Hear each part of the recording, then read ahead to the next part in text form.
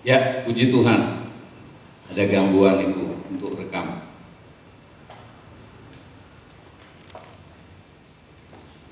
Ya, kita awali dengan Injil Yohanes 8 ayat 31 dan 32. Kita baca sama-sama. Saya baca dulu ayat 31. Maka katanya atau kata Yesus kepada orang-orang Yahudi yang percaya kepadanya, "Jikalau kamu tetap di dalam firman-Ku, kamu benar-benar adalah murid-Ku." Ayat 32 baca sama-sama. 1, 2, 3. Dan kamu akan mengetahui kebenaran, dan kebenaran itu akan memerdekakan kamu. Kamu ganti saya. Ulang. 1, 2, 3. Saya akan mengetahui kebenaran, dan kebenaran itu akan memerdekakan saya. Saudara mau dimerdekakan? Terus orang mikir-mikir, memangnya saya lagi dijajah siapa?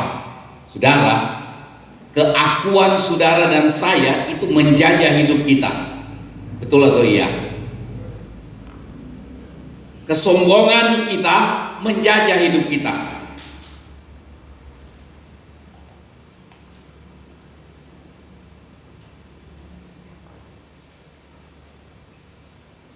Maaf, saya.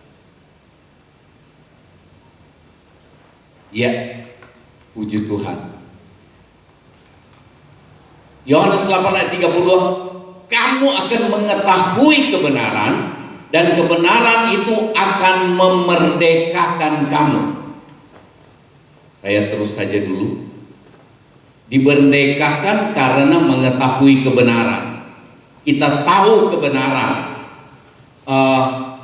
Mengetahui kebenaran bukan kita tahu saja firman Tuhan, tetapi kata mengetahui ini adalah mengenal, dia akrab dengan kebenaran, akrab dengan firman, artinya dia suka firman Tuhan, dia suka dengar, suka menyimak, suka mempelajari, suka mengingat, dan suka untuk melakukannya.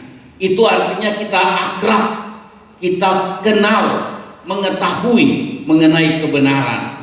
Jadi orang yang suka dengan firman, suka dengar, suka tahu, dan suka melakukan, itulah orang-orang yang mengetahui firman. Dan orang-orang seperti ini, Tuhan Yesus katakan, kalau kamu tetap di dalam firman-Ku, berarti itu yang membuat kita mengetahui firman, mengetahui kebenaran, dan mengetahui kebenaran ini akan memerdekakan kita. Kita merdeka dari kesombongan, karena kesombongan itu menjajah hidup kita. Ada orang yang karena kesombongannya semua serba rahasia, tidak ada orang boleh tahu, tidak ada orang boleh tahu. Kalau kita datang mau ketemu salah satu, entah istri entah suami, bilang tidak ada, rupanya ada. Ditanya sedang kemana, tidak boleh tahu, serba rahasia.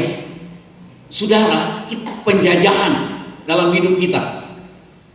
Dan mungkin kadang-kadang kita juga terjajah dengan penyakit, terjajah dengan kebiasaan yang berdosa, terjajah. Ada orang terjajah dengan kebiasaan hidup tiap-tiap hari. Kalau kita suka makan dan makannya sudah gila-gilaan, itu penjajahan. Tapi begitu kita mengetahui kebenaran, oh kalau saya terlalu banyak makan ini, terlalu banyak makan itu, oh itu tidak bagus buat kesehatan saya, kita dimerdekakan. Banyak hal. Saya merenung begini.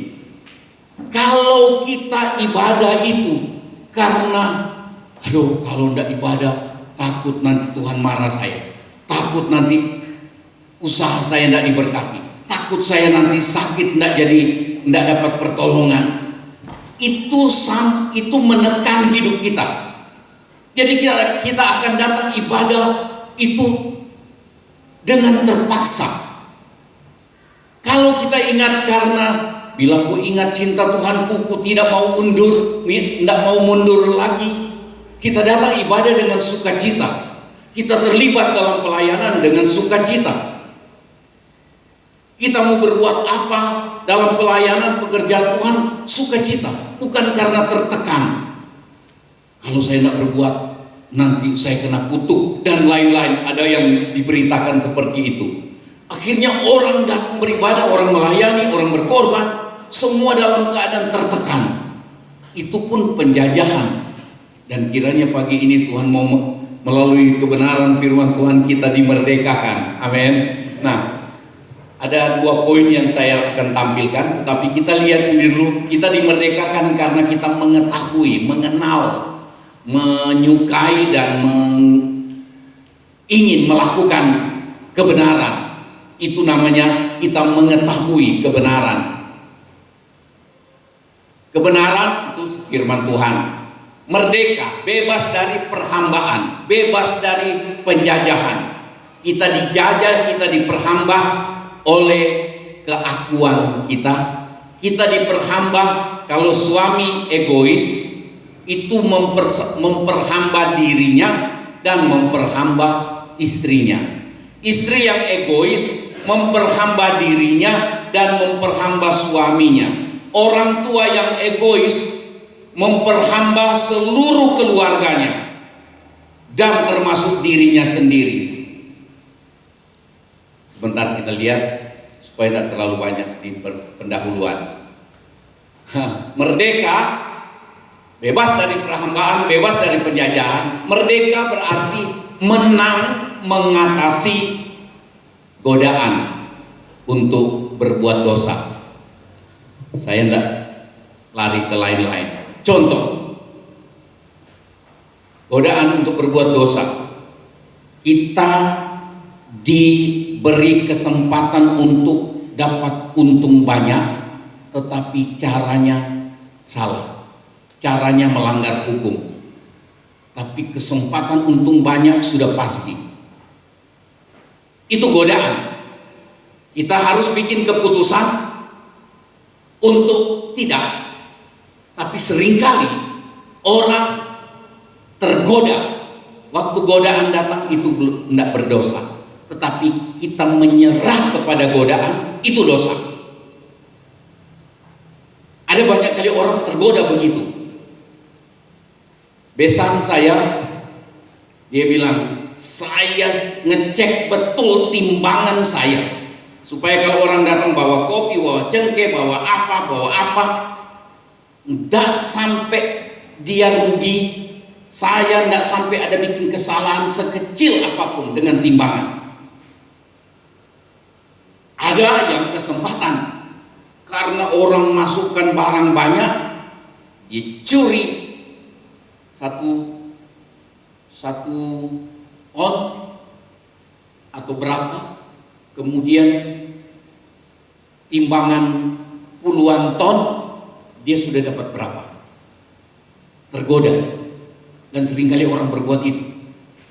Tapi begitu orang tahu kebenaran, orang mau hidup dalam kebenaran, maka dia dimerdekakan dari itu.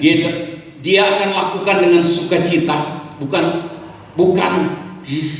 karena takut sama Tuhan. Jadi timbangan terpaksa saya bikin yang bagus. Saudara, godaan banyak. Godaan untuk berbuat dosa, godaan untuk membenci. Kalau orang perlakukan kita tidak bagus, itu godaan untuk kita bisa membenci, bisa menjadi sombong. Godaan. Tapi begitu orang tahu kebenaran, dia merdeka. Kalau dia sudah terbiasa hidup seperti itu, dia dimerdekakan. Tapi kalau dia sementara hidup benar, begitu alami godaan, dia kuat ketika dia tahu kebenaran, dimerdekakan. menang mengatasi kekhawatiran. Kekhawatiran itu menjajah hidup kita. Betul apa tidak? Kita khawatir dengan apapun juga, khawatir dengan kesehatan, khawatir dengan ekonomi, khawatir dengan hidup anak cucu, khawatir dengan apapun. Kekhawatiran itu menjajah hidup kita. Kita jadi orang yang tidak bebas, orang yang terjajah, orang yang diperhamba oleh kekhawatiran. Orang yang khawatir, dia berani untuk melakukan pelanggaran firman Tuhan demi menopang. Siapa tahu ini membuat saya jadi tidak khawatir. Orang yang khawatir hari depan, khawatir jabatannya, khawatir pendapatannya dan seterusnya, orang ini gampang menyimpang. Jadi kekhawatiran itu menjajah, memperhamba hidup kita. Kita diperhamba sampai kita berani lakukan apapun juga yang sudah menyimpang dari kebenaran firman Tuhan. Istilah yang modern sekarang, berani menghalalkan segala cara. Orang khawatir berani menghalalkan segala cara. Khawatir itu menjajah hidup kita, memperhamba hidup kita. Dan berita baik buat kita hari ini, kalau kamu mengetahui kebenaran, maka kebenaran itu akan memerdekakan. Kita dimerdekakan dari kebencian, dari kesombongan. Kita dimerdekakan dari kekhawatiran. Itu cuma contoh-contoh yang saya berikan. Khawatir karena kekurangan, khawatir karena terancam hidupnya, entah oleh penyakit, entah oleh situasi di sekitar hidupnya. Yang pertama, merdeka dari kekhawatiran. Saya angkat kekhawatiran ini karena dihubungkan dengan tema kita yang sebentar lagi ganti. Merdeka dari kekhawatiran. Kamu akan mengetahui kebenaran, maka kebenaran itu akan memerdekakan kamu. Kita dimerdekakan dari kekhawatiran. Amsal 12 ayat 25, kira-kira 2-3 minggu lalu saya singgung ayat ini. Kekhawatiran dalam hati membungkukkan orang, tetapi perkataan yang baik menggembirakan dia. Jadi untuk kita dimerdekakan dari kekhawatiran, kita harus tahu lebih dulu bahwa kekhawatiran itu merugikan kita. Amin. Tidak ada kekhawatiran yang menguntungkan seseorang. Bahasa Indonesia sehari-hari, rasa khawatir mematahkan semangat. Tidak ada kita yang mau patah semangat menjalani hidup ini. Bekerja, dalam rumah tangga, dalam segala apapun. Ada yang sakit, ketika dia patah semangat tambah parah. Tetapi ada orang sakit, ketika dia tetap bersemangat, dia dimerdekakan dari kekhawatiran. Malah orang bilang, tadinya kita kira si suami yang sakit-sakitan yang ada kemungkinan lebih cepat meninggal, malah yang sehat-sehat. Ada yang dokter, ada yang tim dari Surabaya pernah periksa. Saya diperiksa, kesehatan saya, keadaan badan saya sama dengan umur saya. Terus ada satu teman, keadaan badannya itu dengan umurnya itu lebih tua 16 tahun. Jadi yang tim itu ingatkan, kok hati-hati ya, badannya bapak itu lebih tua 16 tahun dari umurnya bapak. Artinya rapuh. Terus ada satu, bapak ini luar biasa. Bapak punya badan, kondisi badan itu lebih muda 4 tahun dari umurnya bapak. Itu sehat luar biasa. Tapi yang umur 4 tahun lebih muda dari umurnya, badannya itu keadaannya sehat, luar biasa. Sekarang sudah meninggal. Belum terlalu lama. Yang umurnya, badannya itu lebih tua, 16 tahun, sudah sebetulnya berapa tahun lalu seperti sudah tidak ada harapan. Sampai hari ini masih bisa terima kami sehat-sehat, masih bisa ketawa lucu. Saudara, kekhawatiran mematahkan semangat. Jadi apapun yang sedang saudara dan saya hadapi, jangan khawatir. Amin. Mengetahui kebenaran, yaitu kekhawatiran itu merugikan. Itu yang membuat kita nanti merdeka dari kekhawatiran. Bahasa Indonesia terjemahan sederhana, pikiran yang cemas, itu kekhawatiran, membebani hati. Hati kita dibebani, hati kita dijajah, hati kita ditekan. Rugi. Itu sebabnya kita ambil tema ini. Jangan khawatir tentang apapun juga. Soal ekonomi, biarpun lagi sulit. Soal kesehatan, soal lagi sehat. Jangan khawatir untuk takut, tahu-tahu sakit. Asal jaga makan. Jaga makan, jaga minum, jaga semuanya. Apalagi. Nah itu, kekhawatiran itu menjajah dan merugikan kita. Itu yang lebih dulu kita tahu. Sesuai dengan firman, supaya kita dimerdekakan dari kekhawatiran, kita tahu lebih dulu kekhawatiran itu menjajah. Kekhawatiran itu merugikan kita, membebani hati, mematahkan semangat, membungkukkan orang. Bisa-bisa orang itu jadi bungkuk sungguhan. Atau ada orang yang sedang berjalan tegak tetapi hatinya bungkuk karena kekhawatiran. Belum yang kedua. Ini ayat yang populer, sering kali kita dengar. Matius 6 ayat 31, sebab itu janganlah kamu khawatir dan berkata, apa yang akan kami makan, apa yang akan kami minum, apakah yang akan kami pakai. Itu soal kekurangan. Ayat 32, semua itu dicari bangsa-bangsa yang tidak mengenal Allah.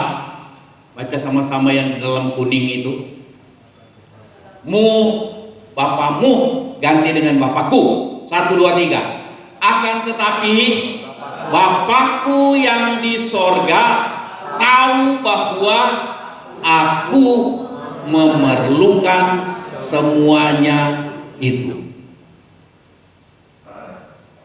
Boleh tak usah khawatir? Boleh khawatir? Harusnya tak usah.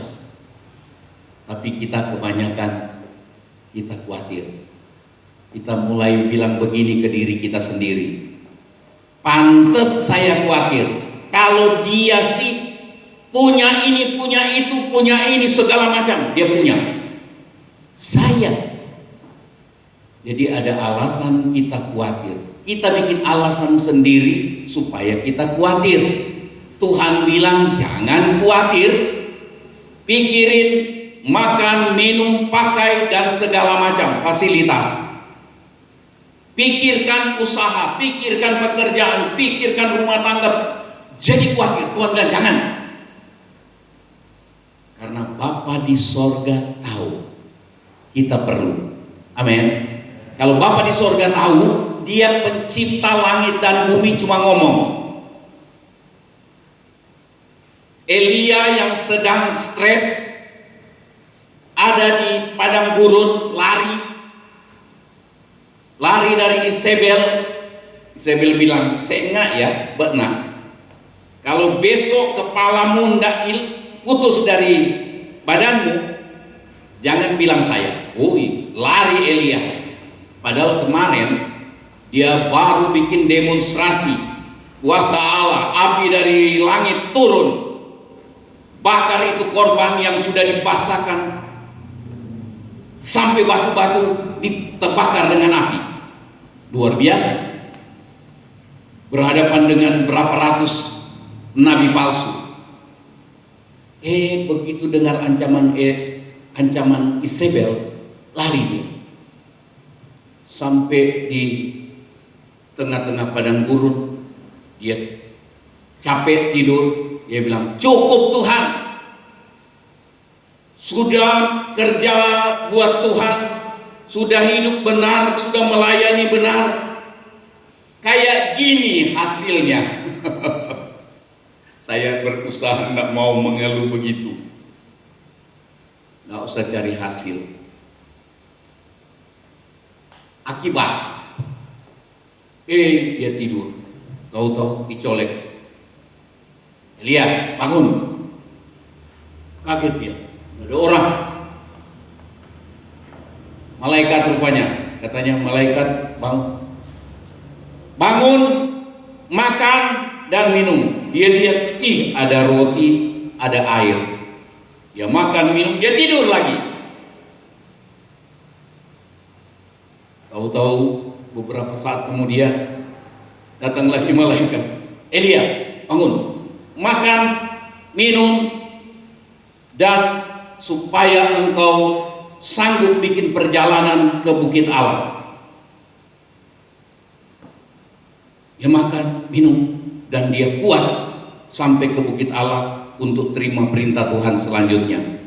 Saudara, Tuhan sanggup. Tuhan sanggup.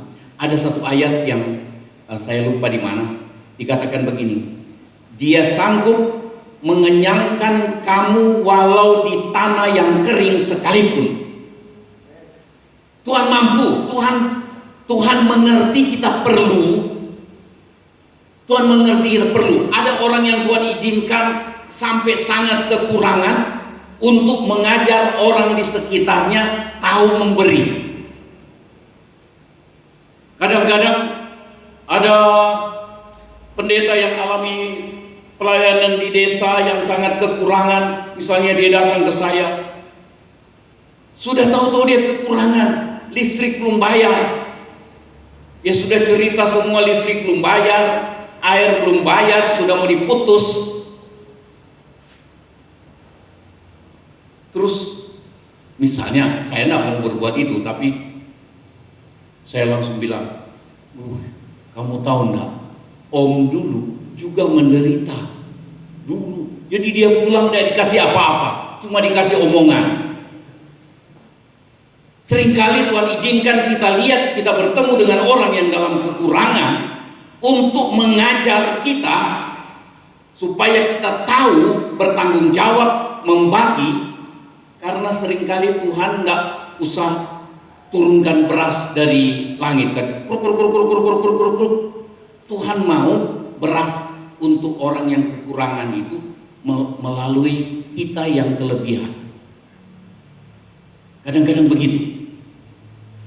Jadi tidak sungguh kita perlu uang, orang yang dalam kekurangan dia perlu uang.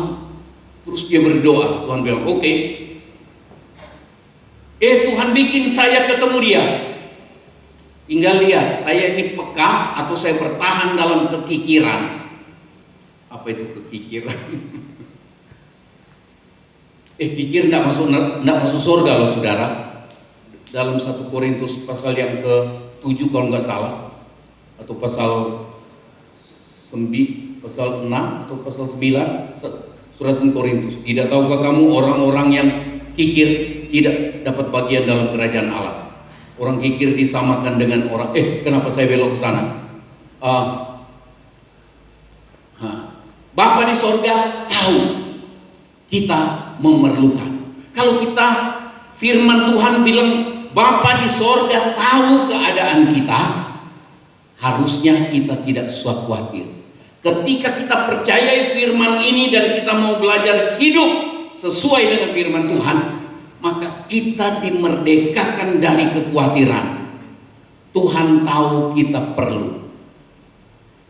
Coba nyanyi sepotong ini. Allah mengerti, Allah peduli segala persoalan yang kita hadapi. Kadang-kadang kita punya otak dan hati bonyok, hancur-hancuran, untuk mikir dalam kekhawatiran.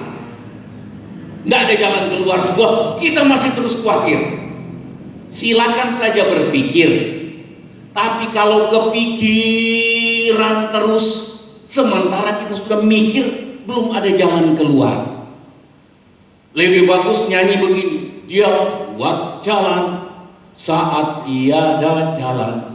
Kalau kita percaya itu, karena itu firman, kita dimerdekakan dari kekhawatiran. Amin.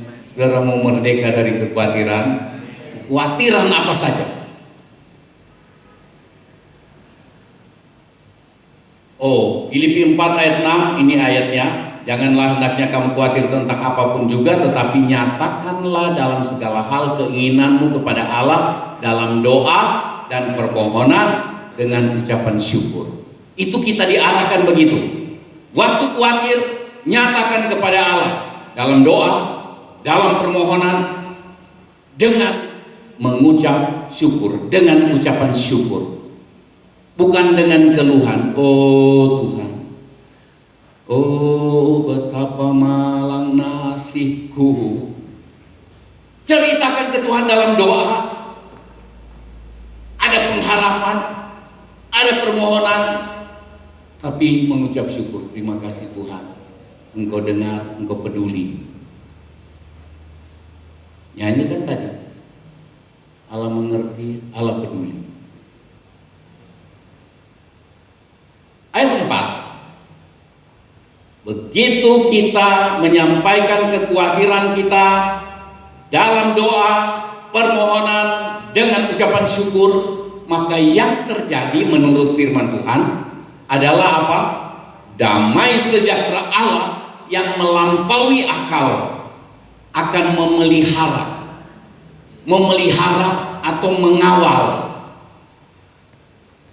hati dan pikiran kita dalam Kristus Yesus. Damai sejahtera Allah itu tidak sama dengan yang damai sejahtera dari dunia. Damai sejahtera dari Allah itu mendatangkan sukacita. Damai sejahtera dari Allah itu mendatangkan keteguhan hati. Itu yang membuat kita merdeka dari kekhawatiran. Setelah kita percayai, kita doa, kita memohon, kita mengucap syukur, damai sejahtera Allah. Jadi bukan lagi kekhawatiran. Kita dimerdekakan, artinya kita juga menerima damai sejahtera Allah. Tidak ada orang yang tidak ingin hidup damai sejahtera. Ada pepatah bahasa Jawa, mangan orang mangan, mangan orang mangan, kumpul. Kumpul maksudnya itu Mazmur 133 kan?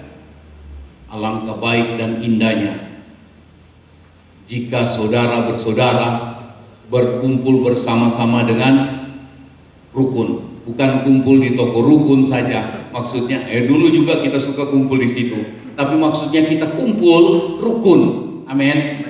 Bukan lihat, gaya pakai baju merah, iya, sepatu baru, mobil baru. Rukun itu akrab. Kalau kumpul itu hati yang tulus. Saudara ingat gereja mula-mula, kalau mereka hampir tiap hari mereka saling ngajak, nanti makan di rumah gua ya. Wih, seneng, rame-rame. Mereka dikatakan mereka sering berkumpul, makan bersama-sama dengan gembira dan tulus hati. Kalau saudara baca dalam Kisah Para Rasul pasal 2, 3, dan 4, makan bersama-sama dengan tulus hati, nyaman, itu enak. Itu kesempatan mereka saling menguatkan. Minggu lalu kok tidak datang ibadah kamu? Iya, saya lagi persoalan gini. Doakan. Kadang-kadang kita cuma pegang pundaknya. Tuhan, Engkau dengar pembicaraan kami. Tuhan, lihat persoalan yang sedang dihadapi. Nggak usah laporan, Bapak Kepala datang, doakan dia. Nggak apa-apa, boleh juga. Tapi bukan ini maksudnya, cuma nunjuk sini. Saudara, akrab, tulus hati. Rupanya memang makan bersama-sama itu bagus. Biar semua makan kacang, enggak apa-apa. Tapi kalau saya makan kacang, nanti terganggu saya punya asam urat. Damai sejahtera Allah melampaui akal, menguasai hati, pikiran, dan perasaan kita. Nah, 1 Petrus 5 ayat 7, serahkan segala kekhawatiranmu kepada Tuhan, sebab Ia yang memelihara kamu. Berkali-kali saya singgung ayat ini. Tuhan Yesus bilang, jangan khawatir. Amin. Tapi kenyataannya Tuhan, ternyata saya masih khawatir. Tuhan bilang, oke, kalau kamu masih sempat khawatir, kasih kesempatan kedua. Tapi tidak ada kesempatan ketiga. Kesempatan kedua adalah serahkan. Kalau sudah sempat khawatir, serahkan itu khawatir. Kenapa kita berani serahkan? Karena kita tahu firman bahwa Dia yang memelihara saya. Amin. Kita tahu firman, Dia yang mempedulikan saya. Oh sudah, itu mengetahui firman dan kita mau turuti firman, itu yang membuat kita merdeka, dimerdekakan dari kekhawatiran. Sudah sempat khawatir Tuhan, sekarang nyok, serahkan. Karena Engkau yang memelihara saya, Engkau yang sanggup memenuhi segala kebutuhan saya menurut Allahku, memenuhi segala keperluanku menurut kekayaan dan kemuliaannya. Itu Filipi pasal 4 ayat 19. Nah, serahkan kekhawatiran kepadanya sebab Ia yang memelihara kamu. Saudara lihat ini.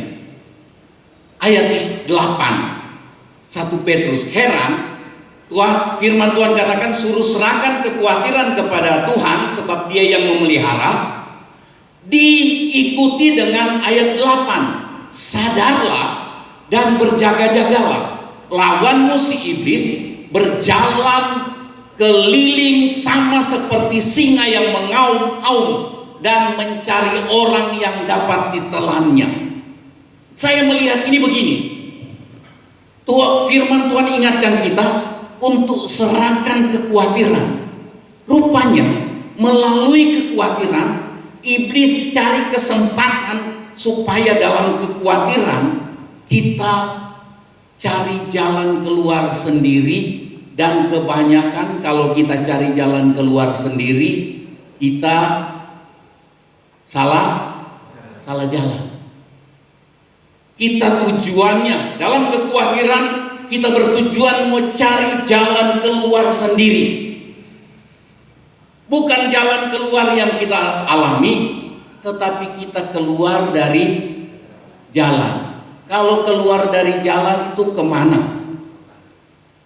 Ke sok-sok, karena bahasa Yunani itu, bahasa Madura ya, Bu, sok-sok ya, selokan, bahasa Manado, got, tukang mabok yang ada di daerah saya. Tiap malam saya dengar ada suara, jangan-jangan hantu, kiri kanan sudah malam, ada orang kelihatan tapi ada bunyi.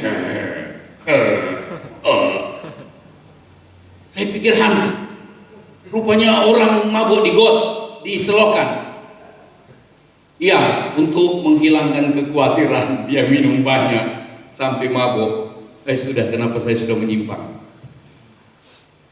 Rupanya iblis dia seperti singa yang mengaum.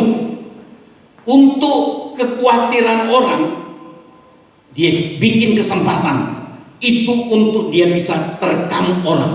Saudara dan saya bisa jadi sasaran empuk iblis ketika kita membiarkan kekhawatiran menekan hidup kita dan kemudian kita bertindak hasil dari kekhawatiran, bukan hasil dari percaya. Tuhan kasih kesempatan. Tuhan bilang jangan khawatir, kita masih khawatir. Tuhan bilang oke, ada kesempatan kedua.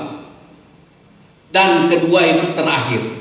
Tidak ada kesempatan ketiga, diapain lagi tuh kekhawatiran.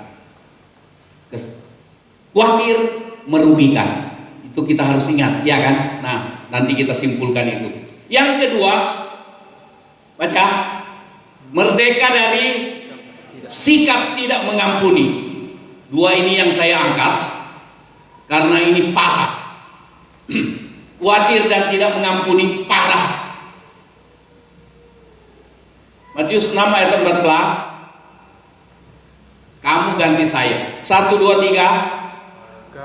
Karena jikalau saya mengampuni kesalahan orang, Bapakku yang di sorga akan mengampuni saya juga. Ayat 15, baca, tetap kamu ganti saya. Tetapi jikalau saya tidak mengampuni orang, Bapakku juga tidak akan mengampuni kesalahan saya. Bapa di sorga tidak mengampuni kesalahan. Berkali-kali saya katakan, di sorga adalah diisi oleh orang-orang berdosa yang diampuni oleh Bapa di sorga melalui Tuhan Yesus. Kenapa dia diampuni? Tuhan bilang dia lebih dulu mengampuni orang. Mana lebih dulu? Kita minta ampun kepada Tuhan dulu atau kita ampuni dulu? Ampuni dulu, jangan dibalik. Ampuni dulu, baru kita minta ampun ke Tuhan. Tuhan ampuni. Karena ketika kita masih berdosa, Tuhan sudah mati untuk mengampuni dosa kita. Tinggal kita datang. Setelah kita datang, Tuhan bilang, mau apa? Ya, saya bikin dosa lagi Tuhan. Minta ampun. Saya percaya firman Tuhan. Jikalau kamu mengaku dosamu, Allah setia dan adil, Dia akan mengampuni segala dosamu, menyucikan engkau dari segala kejahatan. 1 Yohanes 1 ayat 9. Tuhan bilang, terus, ya tolong ampuni. Tuhan bilang, enggak, kamu lagi dendam dengan itu tetanggamu, kamu lagi dendam dengan siapa, rekan bisnismu, kamu lagi dendam dengan istrimu, dengan anakmu, dengan suamimu, dengan orang tuamu. Enggak ada pengampunan, enggak berlaku itu 1 Yohanes 1 ayat 9. Lewati dulu, langkahi dulu. Langkahi dulu. Matius 6 ayat 15. Kalau kamu tidak mengampuni orang, Bapa di sorga tidak mengampuni. Di neraka ada banyak orang, termasuk pendeta, yang hidup suci tadinya, tetapi kemudian tidak mengampuni. Ada di neraka. Bukan ngono, cuma begitu masa harus ke neraka. Tidak ada kotoran dendam di sorga. Ini berlaku. Kita harus ingat baik-baik ini.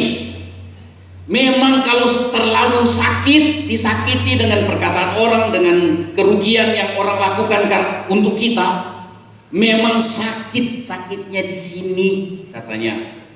Sakitnya di sini. Tapi Tuhan bilang memang sakitnya di situ aku tahu. Tetapi untuk masuk ke tempatku itu ndak usah ada sakit di situ, sembuh dulu. Dan tidak mudah, tetapi harus. Jangan-jangan mati besok saya. Ndak mengampuni, celaka. Itu sebabnya ini saya angkat nih. Tuhan mau kita merdeka dari sikap tidak mengampuni. Rasa tidak suka berlarut-larut terhadap seseorang, itu dendam. Itu tidak mengampuni namanya. Banyak kali kita bilang, saya sih sudah mengampuni dia, cuma saya tidak suka aja. Pada boy, sama itu. Saya mau bilang hari ini urus. Kalau enggak, malam ini saudara dan saya dipanggil Tuhan, atau besok, itu cukup bawa kita ke kebinasaan kekal. Ini mengerikan loh. Mengerikan. Nah, ingat baik-baik. Coba lihat nih, Efesus 4 ayat 32. Tetapi hendaklah kamu ramah seorang terhadap yang lain. Kadang-kadang kita hendak ramah, tapi marah. Ramah dan marah tuh sama, banyak hurufnya sama, banyak. Ramah. Tuhan mau kita hendaklah kamu ramah seorang terhadap yang lain. Terus penuh kasih mesra. Maksudnya bukan kasih mesra genit. Dan yang hitam itu. Ya, dan saling mengampuni sebagaimana Allah di dalam Kristus telah mengampuni kamu. Tuhan sudah lebih dulu mengampuni kita. Terus kalau ada orang lain yang salah dengan kita simpan sampai mati.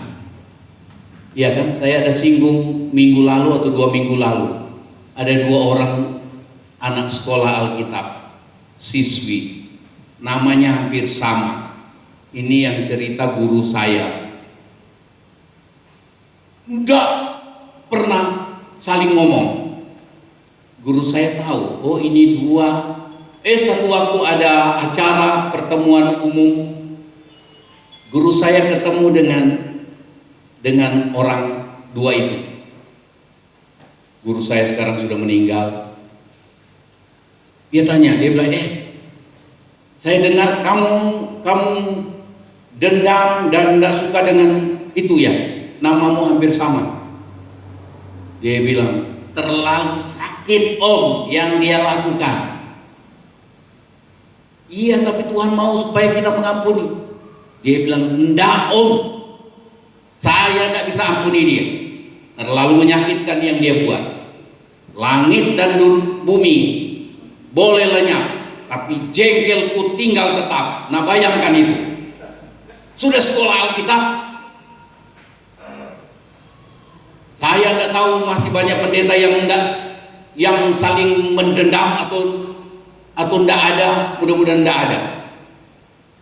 Tapi faktanya kayaknya banyak. Antara jemaat, antara gereja dengan gereja, rasa tidak suka, rasa macam-macam. Saling mengampuni sebagaimana Allah di dalam Kristus telah mengampuni kamu. Saya lihat ini kumpulan, saya sengaja bikin kecil. Ini ayatnya di dalam Injil Matius pasal 18. Itu satu waktu, saya baca aja. Kemudian datanglah Petrus dan berkata kepada Tuhan Yesus. Satu waktu Petrus datang kepada Tuhan Yesus. Rupanya ada orang yang menyakiti hatinya. Saudara tidak bisa baca ini, saya sengaja bikin kecil sekali. Tapi saudara dengar saja. Itu satu waktu Petrus datang ke Tuhan Yesus. Dia bilang, Tuhan, berapa kali saya harus mengampuni orang yang bikin salah ke saya? Apakah 7 kali? Tuhan Yesus bilang, bukan 7 kali, tetapi 77 kali. Kali 7 lagi, 70 kali 7 kali. Terus kemudian Tuhan Yesus bicara mengenai satu perumpamaan. Dia bilang, sebab kerajaan surga seumpama seorang raja yang mengadakan perhitungan. Begitu dihitung, ada satu orang yang berutang kepada raja 10.000 talenta. 10.000 talenta itu saya ada bikin catatan. Saudara lihat dulu, saya cerita aja ini kisah.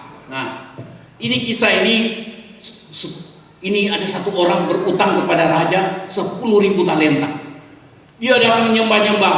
Tuan raja, minta maaf, minta ampun. Saya nanti berusaha bayar gini-gini, saya dalam kesulitan segala macam. Terus raja kasihan. Raja kasihan, dia guling-guling mungkin di depan raja, dia bilang minta maaf soal segala macam. Raja bilang, oke, saya anggap lunas, saya putihkan utangmu 10.000 talenta. Saudara, 10.000 talenta itu 1 talenta 6.000 dinar. Nanti kita lihat sebentar hitungannya. Tetapi kemudian sudah senanglah ini yang dibebaskan utangnya.